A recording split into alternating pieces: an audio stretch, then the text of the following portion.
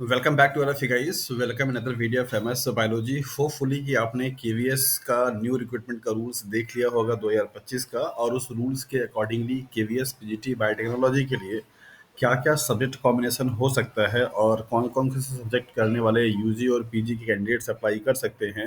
ये काफ़ी कंफ्यूजिंग वाला क्राइटेरिया हो गया है, और बहुत सारे कैंडिडेट्स का मैसेज एंड कमेंट में आता है कि सर मेरा यूजी सब्जेक्ट से है, पीजी मेरा ये सब्जेक्ट है, तो क्या मैं अप्लाई कर सकता हूँ कि नहीं। सो उन सारे सवालों को देखते हुए आज इस वीडियो में बात करेंगे कि आपकी यूजी और पीजी के सब्जेक्ट के कॉम्बिनेशंस के बेसिस पे आप केवीएस पीजीटी 2025 बायोटेक्नोलॉजी पोस्ट के लिए एलिजिबल है या नहीं है, और अगर आप हैं तो फिर आप फॉर्म फिल कैसे भर सकते हैं, क्या उसकी स्ट्रैटेजी हो सकती है, कब तक आपके एग्जाम्स होंगे, और क्या सिलेबस का पैटर्न रहने वाला है। ये सब कुछ यहाँ पे ब्रीफ में हम लोग क्या करेंगे, डिस्कस करेंगे। सो डियर कैंडिडेट्स, अगर आप भी केवीएस पीजीटी बायोटेक्नोलॉजी के रिक्रूटमेंट को लेकर के आप वेट कर रहे थे और इसकी आप तैयारी करने वाले कैंडिडेट्स हैं, तो डेफिनेटली ये वीडियो आपके लिए है।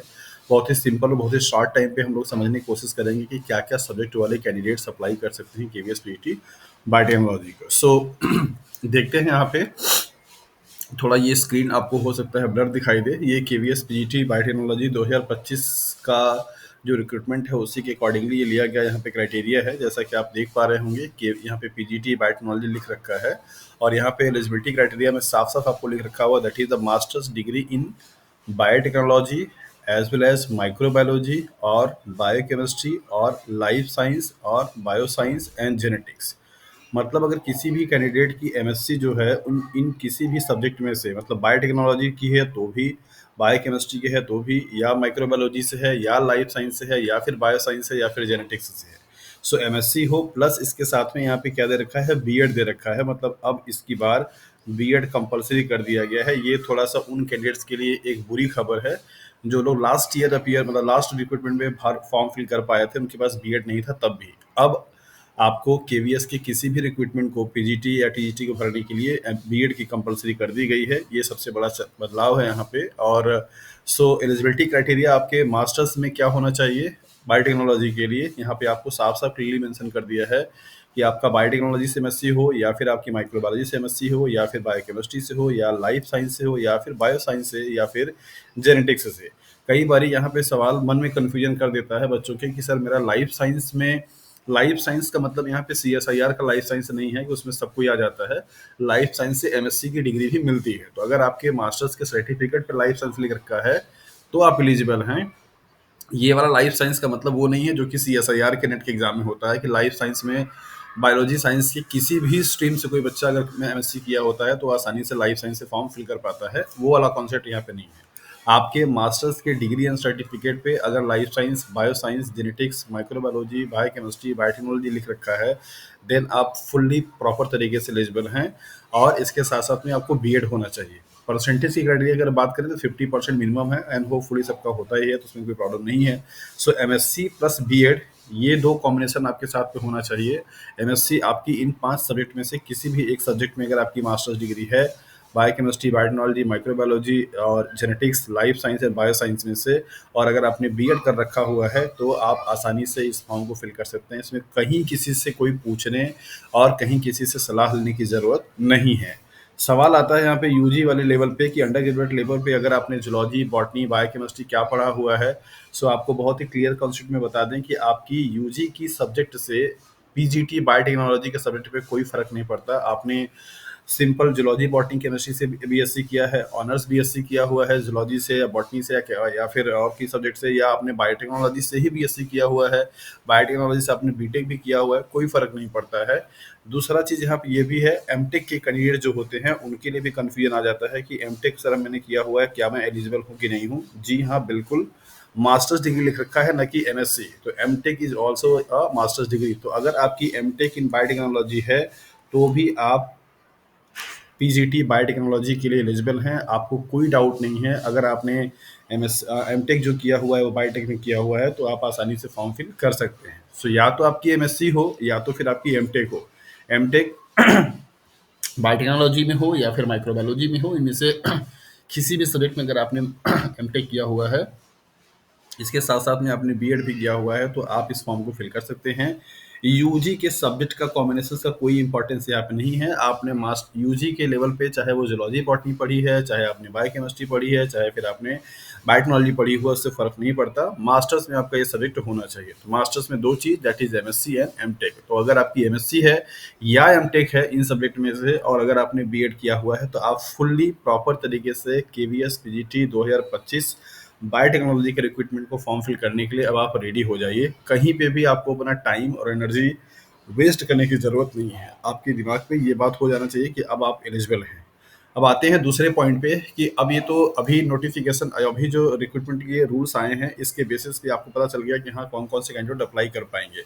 एंड होपफुली कि इस वीडियो के बाद अब आपको फर्दर किसी से पूछने और कहीं क्वेरी नहीं रह जानी चाहिए कि हाँ मैं एलिजिबल हूँ या नहीं हूँ। इसके बाद भी अगर आपको कोई डाउट रह जाता है तो आप कमेंट सेक्शन में मैसेज कर सकते हैं आपके सब्जेक्ट कॉम्बिनेशन करने के लिए। फिर से मैं रिपीट कर देता हूँ, एमएससी आपकी इन सब्जेक्ट में हो या फिर आपके एमटेक हो और प्लस बीएड हो, तो आप आसानी से फॉर्म फिल कर पाएंगे।